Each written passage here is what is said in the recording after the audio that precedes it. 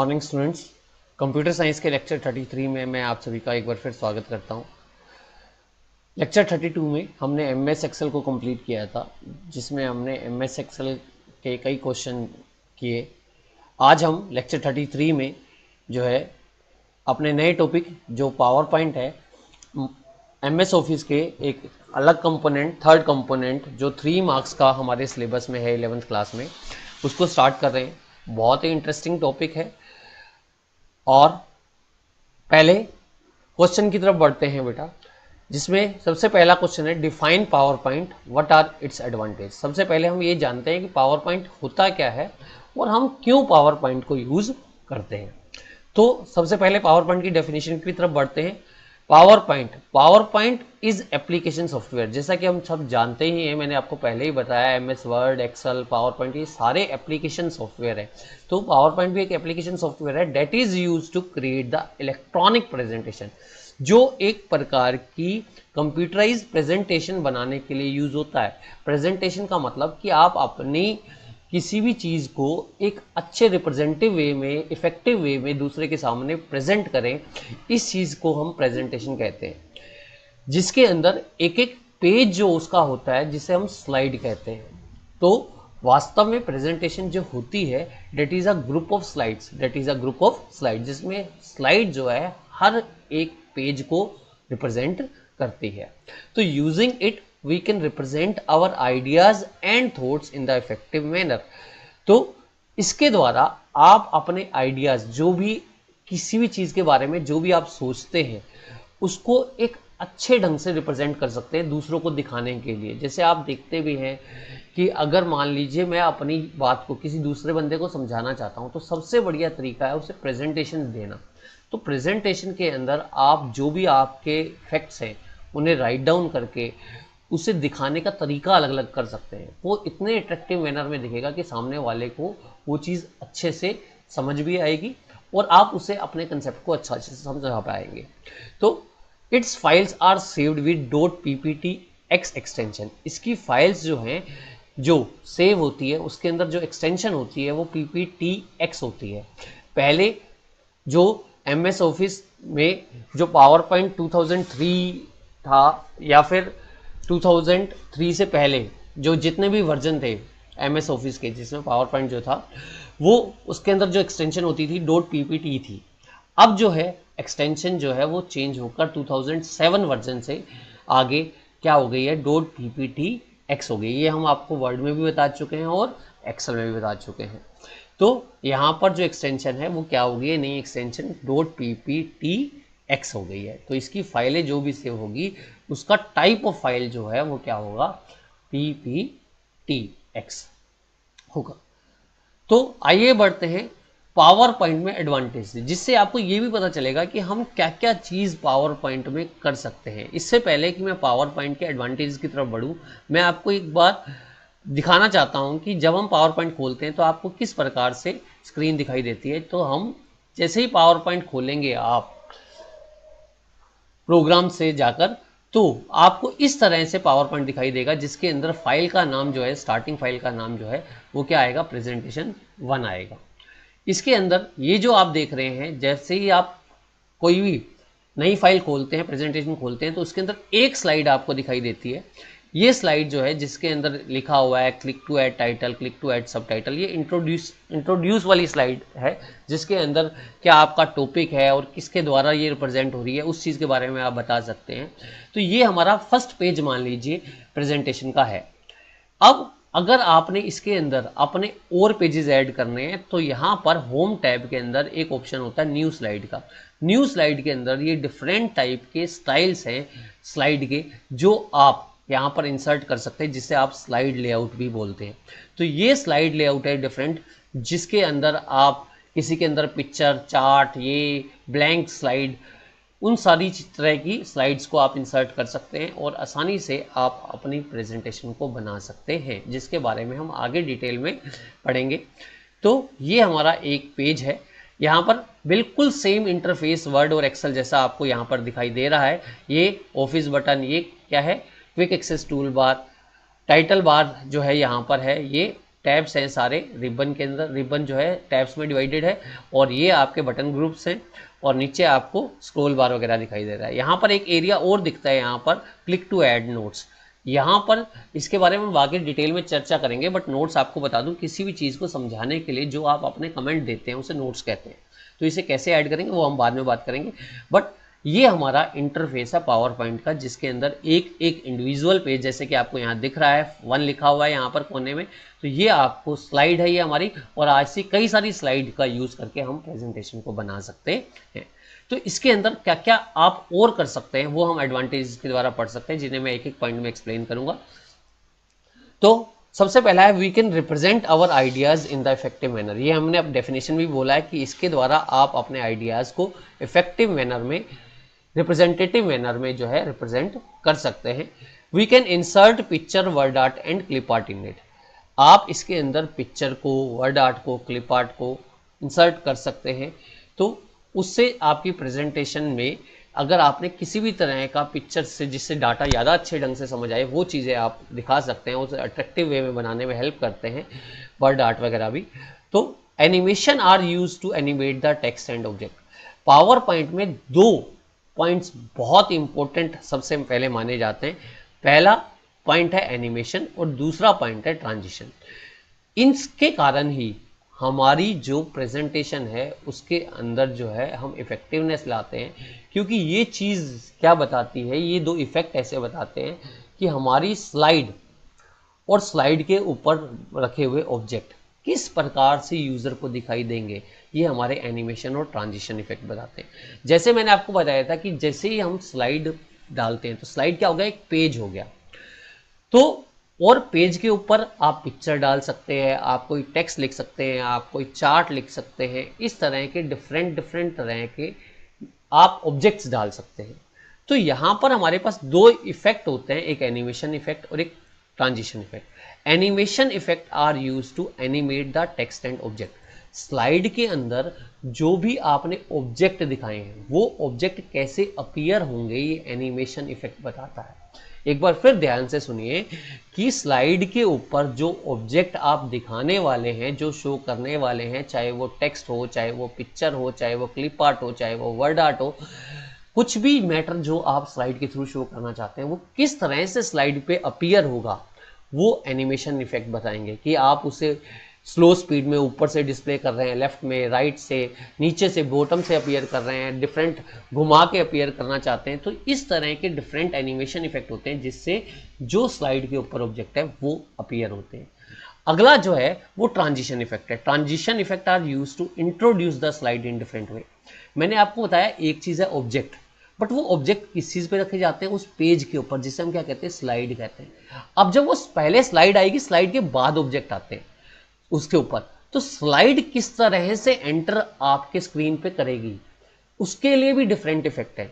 तो transition effect हमेशा slide को इंट्रोड्यूस करने के लिए होते हैं, और एनिमेशन इफेक्ट हमेशा जो स्लाइड के ऊपर ऑब्जेक्ट है उसके ऊपर इफेक्ट देने के लिए यूज होते हैं। तो ये डिफरेंस हमेशा ध्यान रखिए, बहुत ही इंपॉर्टेंट क्वेश्चन है पावर पॉइंट का, एनिमेशन भी और ट्रांजिशन भी, कि ट्रांजिशन इफेक्ट हमेशा स्लाइड कैसे इंट्रोड्यूस होगी, वो पेज कैसे स्क्रीन पर आएगा, इस चीज़ के इफेक्ट देने के लिए है। अगर वो आएगा तो उसके ऊपर कोई साउंड देनी है आपने, वो साउंड क्या होगी, किस टाइप का इफेक्ट होगा, कितने टाइम में आएगा, क्लिक माउस के क्लिक पे आएगा या कैसे आएगा, अपने आप 2-3 सेकंड के बाद आएगा, तो वो चीज़ तो ट्रांजिशन इफेक्ट बताता है। जबकि जो उसके ऊपर ऑब्जेक्ट है वो कैसे आएंगे और उसके साथ आपने कोई इफेक्ट देना है, जिसके अंदर आपने साउंड का इफेक्ट देना है, टाइमिंग का इफेक्ट देना है, वो सारे इफेक्ट एनिमेशन से होते हैं जो ऑब्जेक्ट के ऊपर लगते हैं।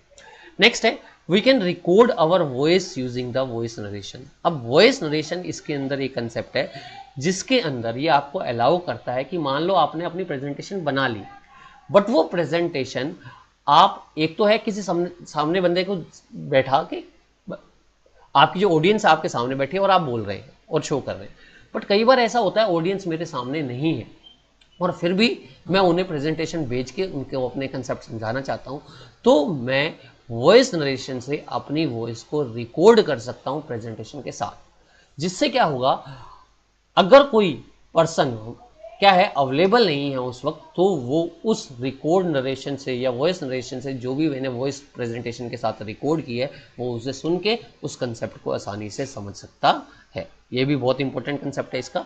नेक्स्ट है hyperlink is use to link the files with the text and object. Hyperlink का मतलब क्या है, ये आप देखते हैं जब भी वेबसाइट का हम नाम लेते हैं तो वेबसाइट में सबसे इंपॉर्टेंट चीज़ होती है हाइपरलिंक। हाइपरलिंक का मतलब उसके अंदर जो आपको कंटेंट दिखते हैं बहुत सारे, वो ब्लू कलर में अंडरलाइंड होते हैं, जिस पे क्लिक करते ही कोई दूसरा पेज खुल के आता है। तो हाइपरलिंक वही एक कंसेप्ट है जिसके अंदर अगर आप चाहें तो अपनी प्रेजेंटेशन में भी लिंक बना सकते हैं, जिसके अंदर जब भी आप उस लिंक पे क्लिक करेंगे तो आप किसी दूसरे पेज पर शिफ्ट कर सकते हैं या किसी दूसरी फाइल को ओपन कर सकते हैं, जो आप हाइपरलिंक ऑप्शन से कर सकते हैं। नेक्स्ट इज 7th पॉइंट जो है, rehearse timing is use to set the time for each slide for which it will display on the screen.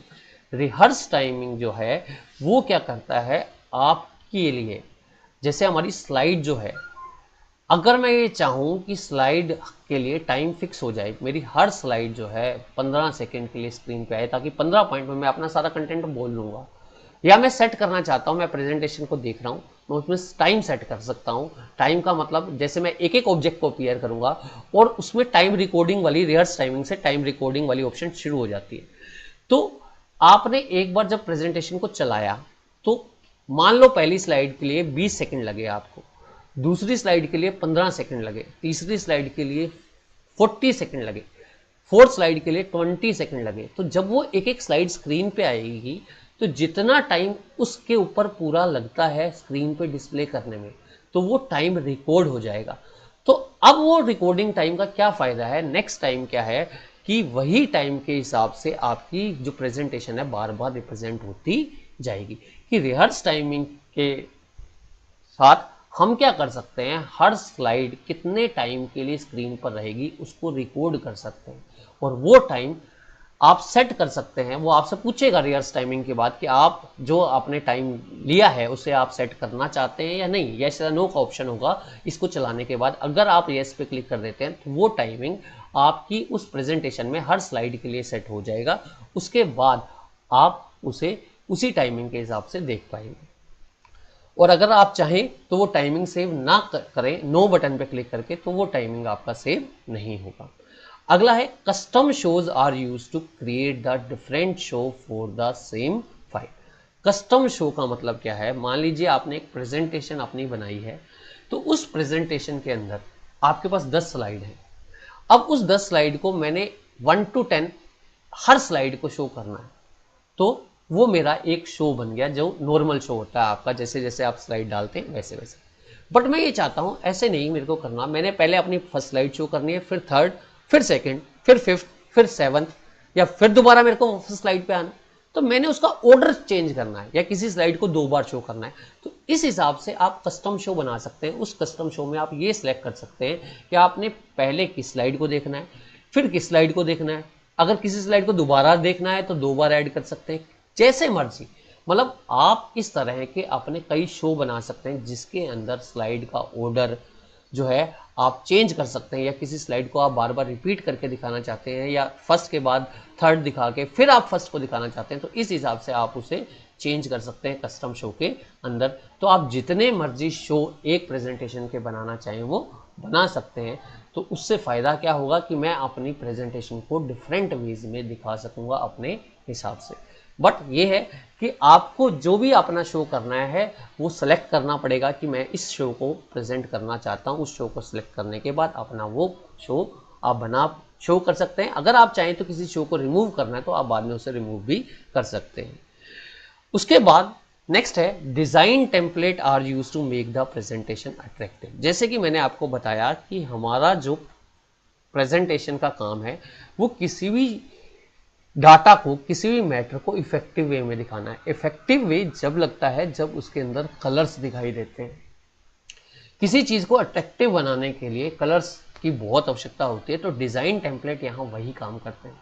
Design template पहले से बने हुए डिजाइन्स होते हैं जो हम अपनी प्रेजेंटेशन पे अप्लाई कर सकते हैं उसके लुक को, उसके फॉर्मेट को, जो भी कंपोनेंट उसके ऊपर लगे हुए हैं उसके फॉर्मेट को चेंज करने के लिए हो सकते हैं, जिसके लिए ये प्री बिल्ड है। इसके लिए आपको अलग अलग कंपोनेंट के लिए अपना डिज़ाइन सेट करने की ज़रूरत नहीं है। जो पहले से बने हुए हमारे ये टेम्पलेट या डिज़ाइन है उनमें ही डिफरेंट डिफरेंट तरह के आपको कलर्स, बैकग्राउंड वगैरह मिलते हैं, उनमें से भी आप एक चूज़ कर सकते हैं। अगर आप उसे भी चेंज करना चाहें तो उसके लिए भी फर्दर ऑप्शन है, आप उनमें से भी उसे चेंज करना कर सकते हैं। जैसे मान लो आपको बाकी सारी चीज़ पसंद आ गई, सारे कलर पसंद आ गए, बट एक बैकग्राउंड का कलर आप चेंज करना चाहते हैं, टेक्स्ट का कलर आपको पसंद आ गया और कलर्स आपको पसंद आ गए, बट बैकग्राउंड का नहीं पसंद आया, तो आप बैकग्राउंड का कलर चेंज कर दीजिए, बाकी कलर वैसे के वैसे रह जाएंगे, बैकग्राउंड का कलर आप चेंज कर सकते हैं। तो डिज़ाइन टेम्पलेट पहले से बने हुए डिज़ाइन है जो हम अपनी प्रेजेंटेशन को के ऊपर अप्लाई कर सकते हैं उसके लुक को चेंज करने के लिए। तो ये हमारे एडवांटेजेस हैं किसके, पावर पॉइंट के। पावर पॉइंट एक बहुत ही अच्छा और इंटरेस्टिंग सॉफ्टवेयर है। तो आप जैसे आपने देखा होगा इसके इफेक्ट के हिसाब से किस तरह से अट्रैक्टिव वे में हम अपने क्या कर सकते हैं, आइडियाज को रिप्रेजेंट कर सकते हैं। अब हम इसके नेक्स्ट क्वेश्चन की तरफ बढ़ रहे हैं जो क्वेश्चन नंबर 2 है, जिसमें हमने ये कहा है कि what do you mean by slide and presentation. Slide क्या होती है और प्रेजेंटेशन क्या होती है। जैसे मैंने आपको बताया भी सही कि स्लाइड एक इंडिविजुअल पेज होता है। अब यहां देखिए, each electronic page of presentation is known as slide. अब यहाँ पे इलेक्ट्रॉनिक का वर्ड क्यों है, क्योंकि ये जो है एक इफेक्टिव वे में कंप्यूटराइज फॉर्म में क्या कर रहा है, डाटा को रिप्रेजेंट कर रहा है, तो इसलिए यहाँ पर इसका नाम इलेक्ट्रॉनिक पेज रखा गया है।